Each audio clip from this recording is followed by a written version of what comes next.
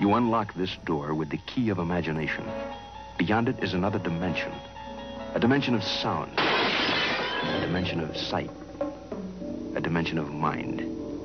You're moving into a land of both shadow and substance, of things and ideas. You've just crossed over into the Twilight Zone.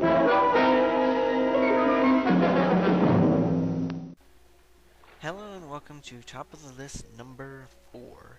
It's time to go back to debating and back to Nintendo with Legend of Zelda Twilight Princess. Now, for some reason, Twilight Princess and Ocarina of Time, in my opinion, are two games that still have the most debate. Well, I guess you see which one I like more. Twilight Princess story follows the same pattern as Ocarina of Time and Link to the Past, meaning you collect 3 items that get you a sword, then collect 7 more items to finish out the game. Speaking of the story, I'm not sure how, but every single Legend of Zelda game is supposed to follow a long timeline, and somehow each game is supposed to fit perfectly. But the next game that is released does not mean that it follows the game that was released before it. Some games are sequels, some are prequels, and some do their own little things, such as Link's crossbow training. Enough about the confusing story, and on to Twilight Princess story. Twilight Princess starts off as Link preparing for a small trip to Hyrule Market, but those plans are later crushed due to the fact that Hyrule is slowly falling into twilight.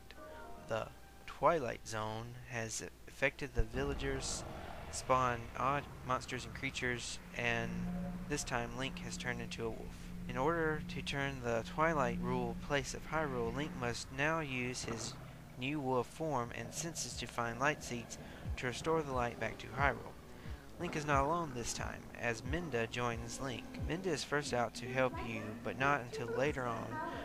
Your main goal is to help out her. The first 3 items that you must collect are pieces of some sort of armor that Minda has planned to use to restore herself back to her normal self and take back the Twilight from Zant. However, after collecting the 3 items, Zant appears to destroy them in any hopes of regaining normal powers. New plans is to transport to Twilight and deal with Zant head-on. Going from temple to temple will bring a sense of deja vu back. For example, there is a water temple, ice temple, and forest temple, kind of like the same as Ocarina of Time.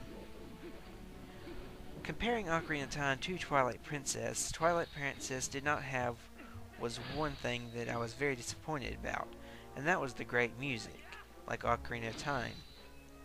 But again, Twilight Princess does not focus on a musical instrument such as Ocarina of Time. One major reason that I like Twilight Princess more is the Wii's motion.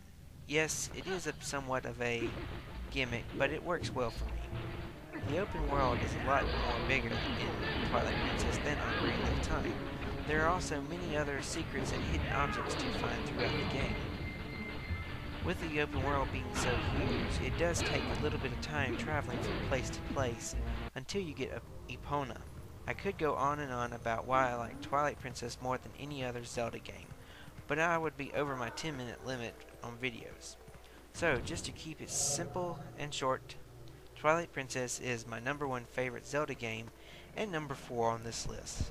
Thanks for watching, and be sure to check back for more videos. And if you have any more input, be sure to follow the link in the description. Thanks to everyone.